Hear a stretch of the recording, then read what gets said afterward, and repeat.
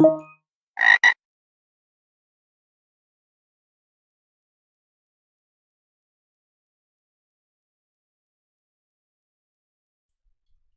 right, everybody, this is a guided walkthrough for the Crypto 2 challenge, Encoding 2 from ASCII as part of their introduction to cryptography challenges.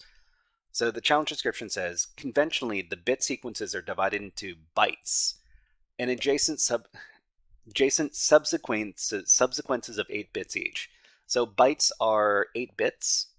Hexadecimal encoding, or base 16, allows them to be represented in a very convenient way.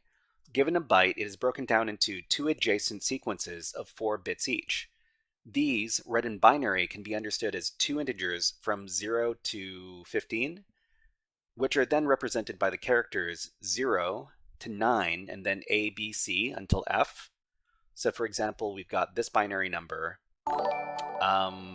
This came out a little bit garbled.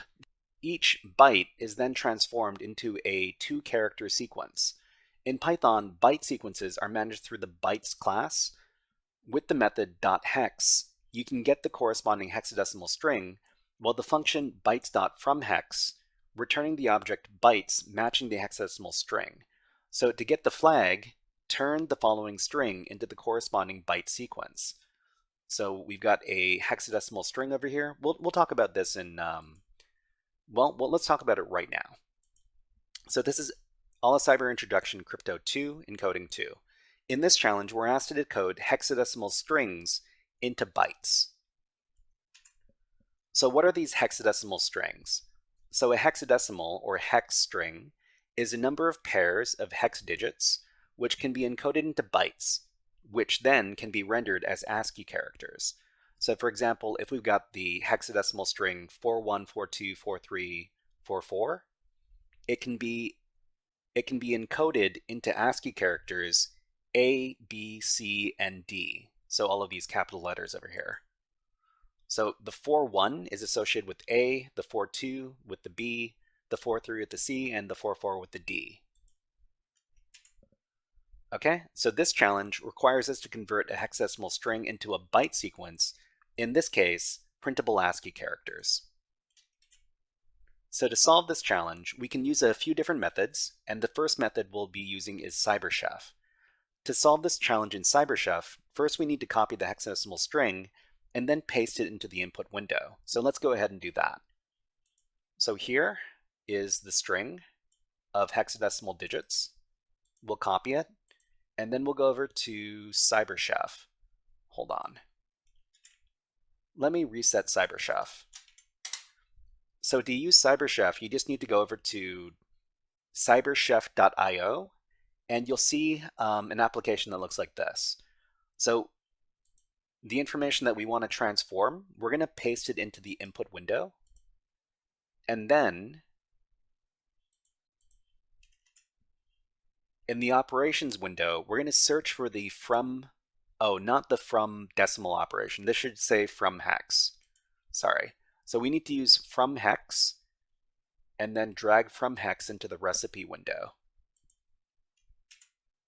Okay, the operation will convert the hexadecimal numbers to their ASCII character equivalents, which we can see in the output window. So let's go ahead and do that.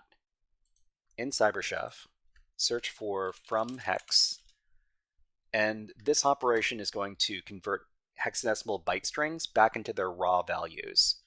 So we drag this into the recipe window, and then we get the output, which is ASCII characters. So flag hexadecimal can be a bad babe. Hexadecimal can be a bad babe. Okay. So we can also solve this in a couple of different ways. The next method we're going to be using is using Linux. So we can solve this challenge using Linux commands by using the echo and the xxd commands.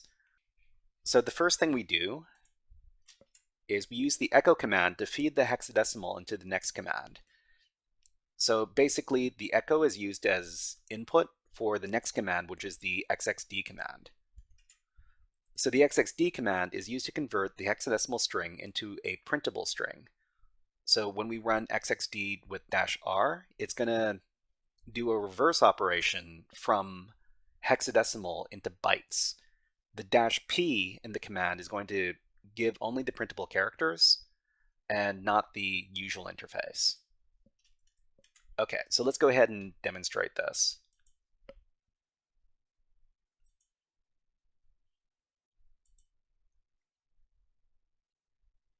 Okay, here's the Linux command. I'll copy it, and then in our terminal, we're going to paste in the command.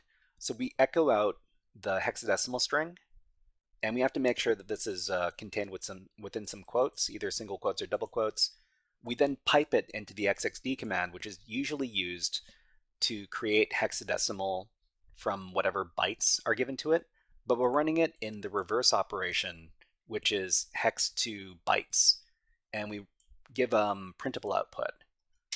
So this is what we get when we run this series of commands. We get the flag. These numbers have been transformed into their ASCII bytes and then printed out. All right, so that was using Linux, and we've got one more method to look at. Okay, so the last method we're going to be using is Python. To solve this challenge with Python, we can use the hexadecimal string as a string variable. So we just need to grab the string and then create a string variable inside of Python. We'll call it hex string. And then in another variable, we're going to run the bytes.fromHex method to convert the hex string into its bytes equivalent. So bytes.fromHex on the hex string, that's going to create a bytes object, which we call flag bytes. So finally, we print out those bytes, which prints out with no problems since all the bytes are printable. Not all bytes are printable, but these ones are. So let's go ahead and demonstrate that. Over here, we got our Python script. I'm going to copy it. And we'll create a script called olicrypto2.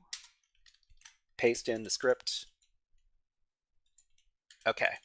And so we have our hexadecimal string. This is a string object. And then bytes from hex on the hex string, we save this as the flag bytes variable. And then we print the flag bytes variable, and that should be it. We'll save out the script, and then we'll run the script. Okay, and this prints out a bytes object over here. Flag hexadecimal can be a bad babe. All right, so that was solving this particular challenge with 3 different methods. And this was a guided walkthrough for the Crypto 2 Encoding 2 challenge from olicyber.it. If you enjoyed this guided walkthrough, please click on the like and subscribe buttons on the video and leave a comment underneath the video. But until next time, HackerFrogs out.